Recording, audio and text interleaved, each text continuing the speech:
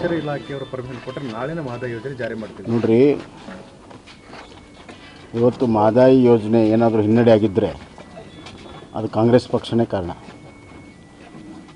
ಮೊಟ್ಟ ಮೊದಲು ಟ್ರಿಬ್ಯುನಲ್ ಹೋಗೋ ಅವಶ್ಯಕತೆ ಇರಲಿಲ್ಲ. ಮನಮೋಹನ್ ಸಿಂಗ್ ಅವರ ಕಾಲದಲ್ಲಿ ಟ್ರಿಬ್ಯುನಲ್ ಮಾಡಿದ್ದು ಕಾಂಗ್ರೆಸ್ ಪಕ್ಷ. ಅದರಿಂದ ಸುಮಾರು 8-10 ವರ್ಷ ತಡ ಆಯಿತು. ಎರಡನೇದಾಗಿ ಅತ್ಯಂತ ದೊಡ್ಡ ತಪ್ಪು ಅಪರಾಧ ಮಾಡಿದ್ದು ಕಾಂಗ್ರೆಸ್ ಪಕ್ಷ.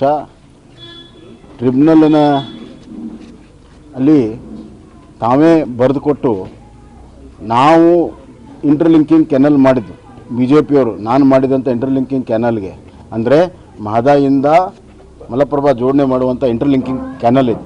ಅದಕ್ಕೆ ಗೋಡೆ ಕಟ್ಟಿದ್ರು. ನೀರಾವರಿ ಇತಿಹಾಸದಲ್ಲಿ ಯಾವುದಾದ್ರೂ ಒಂದು ಇಂಟರ್ಲಿಂಕಿಂಗ್ ಕೆನಲ್ಗೆ ಗೋಡೆ ಕಟ್ಟಿರುವಂಥ ಅಪಖ್ಯಾತಿ ಯಾರಿಗಾದ್ರೂ ಇದು ಕಾಂಗ್ರೆಸ್ ಪಕ್ಷ. ಗೋಡೆ ಕಟ್ಟಿದರು. ನಾವು ಕೆನಲ್ ಮಾಡಿದರೆ ಗೋಡೆ ಕಟ್ಟಿದರು. ಆಮೇಲೆ ಗೋವಾ ಅವ್ರ ಸರ್ಕಾರ ಇದ್ದಾಗ ಸಂಪೂರ್ಣ ವಿರೋಧ ಮಾಡ್ಕೊಂಡು ಬಂದರು. ನಮ್ಮ ಸರ್ಕಾರ ಬಿ ಜೆ ಪಿ ಸರ್ಕಾರ ಗೋವಾದಾಗಿದ್ದರೂ ಕೂಡ DPR ಅಪ್ರೂವ್ ಮಾಡಿದ್ದು ಬಿ ಜೆ ಪಿ. ಇವ್ರು ಒಂದು DPR ಅಪ್ರೂವ್ ಮಾಡ್ಸೋಕ್ಕಾಗಿರಲಿಲ್ಲ. ಇವ್ರಿಗೆ 5 ವರ್ಷ ಅಧಿಕಾರದಾಗಿದ್ದು ಅವ್ರದ್ದೇ ಸರ್ಕಾರ UPA ಇದ್ದರು. ಗೋವಾದಲ್ಲಿ ಅವ್ರ ಸರ್ಕಾರ ಇದ್ದರೂ ಕೂಡ ಮಾಡೋಕ್ಕಾಗಿರಲಿಲ್ಲ. DPR ಅಪ್ರೂವ್ ಆಗಿದೆ. ಈಗ ಪರಿಸರ ಇಲಾಖೆಯಲ್ಲಿದೆ. ಪರಿಸರ ಇಲಾಖೆ ಅವ್ರು ಏನೇನು ಕ್ವೆರಿ ಕೇಳಿದ್ದಾರೆ ಅದಕ್ಕೆ ಸಂಪೂರ್ಣವಾಗಿ ಅವರು ಅದನ್ನು ಕೊಡಲಿ. ನಾವು ಕೂಡ ಒತ್ತಡ ಹೇರ್ತೇವೆ. ಪರಿಸರ ಇಲಾಖೆಯನ್ನು ನಾವು ಕೊಡಿಸ್ತೇವೆ. ಆದರೆ ನೀವು ರಾಜ್ಯ ಸರ್ಕಾರ ಏನು ಮಾಡ್ದೇನೆ ಪರಿಸರ ಇಲಾಖೆಯ ಪರ್ಮಿಷನ್ ಇಲ್ಲದೆ ಟೆಂಡರ್ ಮಾಡುವಂಥ ಕೆಲಸವನ್ನು ಮಾಡಿದ್ದಾರೆ.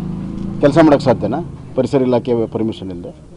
ಗೋವಾದವರು ಇವತ್ತು ಕೋರ್ಟ್ಗೆ ಹೋಗಿದ್ದಾರೆ. ಅದರ ಮೇಲೆ ಇವರು ಸಮರ್ಥವಾಗಿ ವಾದ ಮಾಡಬೇಕಲ್ಲ.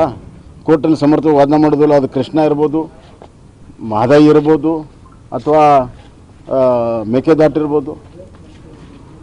ಕೃಷ್ಣ ಯೋಜನೆ 2010 ಡಿಸೆಂಬರ್ಗೆ ಟ್ರಿಬ್ಯುನಲ್ ಆದೇಶ ಬಂದಿದೆ. ಇವತ್ತವರೆಗೂ ಆ ತೆಲಂಗಾಣ ಅವ್ರು ಕೋರ್ಟ್ ಹಾಕಿದ್ದಕ್ಕೆ 5 ವರ್ಷ ಇವರು ಅಧಿಕಾರದಾಗಿದ್ದಾಗ ಅದಕ್ಕೆ ಇಂಪ್ಲೀಡಿಂಗ್ ಕೇಸ್ ಹಾಕಲಿಲ್ಲ. ಮಹಾರಾಷ್ಟ್ರದವ್ರು ಹಾಕಿದರು. ಮಹಾರಾಷ್ಟ್ರ ಹಾಕಿರುವಂಥ ಇಂಪ್ಲೀಡಿಂಗಲ್ಲಿ ಅವರು ಅವರ ಬಾಲಂಗೋಚಿಯಾಗಿ ಇವರು ಅಫಿಡೇಟ್ ಕೊಟ್ಟರು. ಇದು ಸರ್ಕಾರ ಮಾಡೋ ಕೆಲಸನ ನೀರಾವರಿ ಬಗ್ಗೆ. ನಾವು R&Rಗೆ ಕಳೆದ ಬಾರಿ 5,000 ಕೊಟ್ಟು ಈಗಾಗಲೇ ಚೆಕ್ ಕೊಡೋಕ್ಕೆ ಪ್ರಯತ್ನ ಮಾಡಿದ್ದೀವಿ. ರೈತರಿಗೆಲ್ಲ ಕೊಟ್ಟೇವೆ. ಈ ಸರ್ಕಾರ ಬಂದ ಮೇಲೆ ಒಂದು ನ್ಯಾಯ ಕೊಟ್ಟಿಲ್ಲ. ಏನು ಮಾತಾಡ್ತಾರೆ?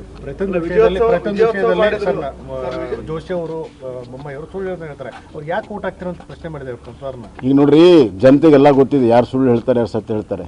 ಇವರೇನು ಸತ್ಯ ಹರಿಶ್ಚಂದ್ರ ಗೋಡೆ ಯಾಕೆ ಕಟ್ಟಿದ್ರು? ಉತ್ತರ ಕೊಡಲಿ. ಟ್ರಿಬ್ಯುನಲ್ ಯಾಕೆ ಮಾಡಿದ್ರು? ಉತ್ತರ ಕೊಡಲಿ.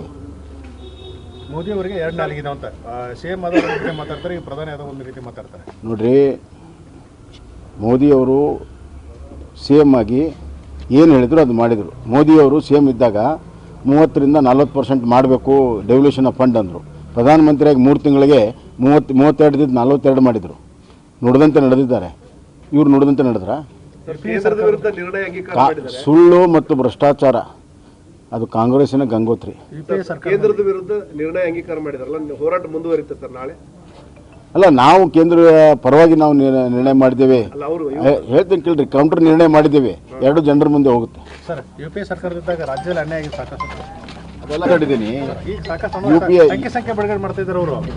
UPA ಸರ್ಕಾರ ಇದ್ದಾಗ ಅನ್ಯಾಯ ಆಗಿದೆ, ನಾವು ಬಿಡುಗಡೆ ಮಾಡ್ತೀವಿ. ಜೈಶಂಕರ್